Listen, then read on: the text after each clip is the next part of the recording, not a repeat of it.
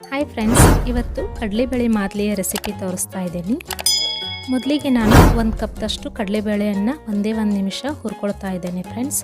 ಅಲ್ಲದೆ ಅರ್ಧ ಕಪ್ದಷ್ಟು ಗೋಧಿಯನ್ನು ಕೂಡ ಹುರ್ಕೊಳ್ತಾ ಇದ್ದೀನಿ. ಇವೆರಡನ್ನು ನಾನು ಗಿರಣಿಯಲ್ಲಿ ಹಿಟ್ಟು ಮಾಡಿಸ್ತೇನೆ ಫ್ರೆಂಡ್ಸ್. ಈಗ ಹಿಟ್ಟನ್ನು ಸಾಣಿಗೆ ಹಾಕ್ಕೊಂಡಿದ್ದೀನಿ. ಅದರಲ್ಲಿ ಸ್ವಲ್ಪ ಉಪ್ಪು ಹಾಕ್ಕೊಂಡಿದ್ದೀನಿ ಫ್ರೆಂಡ್ಸ್. ಈಗ ನೀರು ಹಾಕಿ ಇದನ್ನು ಹಿಟ್ಟನ್ನು ಕಲಿಸ್ಕೊಳ್ತಾ ಇದ್ದೀನಿ.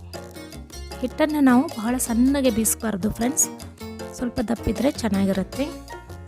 ಈಗ ಇದನ್ನು ಕಡಲೆ ಹಿಟ್ಟು ಹಚ್ಚಿ ಸ್ವಲ್ಪ ದಪ್ಪಾಗಿ ಇದನ್ನು ಲಟ್ಟಿಸ್ಕೊಳ್ಬೇಕು.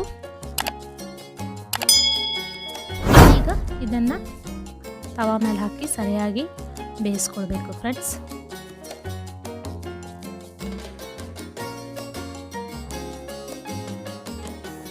ಎರಡೂ ಬದಿ ನಾವು ಸರಿಯಾಗಿ ಇದನ್ನು ಬೇಯಿಸ್ಕೊಳ್ಬೇಕು. ಈಗ ಸ್ವಲ್ಪ ನಾನು ಬಿಳಿ ಎಳ್ಳು ಮತ್ತು ಕೊಬ್ಬರಿಯನ್ನು ಹಂಚ ಮೇಲೆ ಬಿಸಿ ಮಾಡ್ಕೊಳ್ತಾ ಇದ್ದೀನಿ. ಈಗ ಇದನ್ನು ನಾವು ಕೈಯಿಂದನೂ ಕೂಡ ತಿಕ್ಕೊಳ್ಬೋದು. ಹಾಗೆ ನಾನು ಇದನ್ನು ಮಿಕ್ಸಿನಲ್ಲಿ ಪೌಡ್ರ್ ಮಾಡ್ಕೊಳ್ತಾ ಇದ್ದೀನಿ.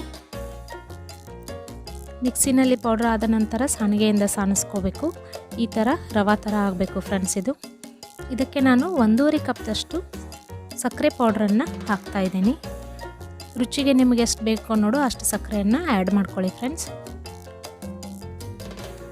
ಈಗ ಏಲಕ್ಕಿ ಪೌಡರ್ ಹಾಕ್ತಾ ಇದ್ದೀನಿ. ಈಗ ಬಿಳಿ ಎಳ್ಳು ಹಾಗೂ ಕೊಬ್ಬರಿಯನ್ನು ಹಾಕಿ ಸರಿಯಾಗಿ ಕಲಿಸ್ಕೊಳ್ಬೇಕು ಫ್ರೆಂಡ್ಸ್.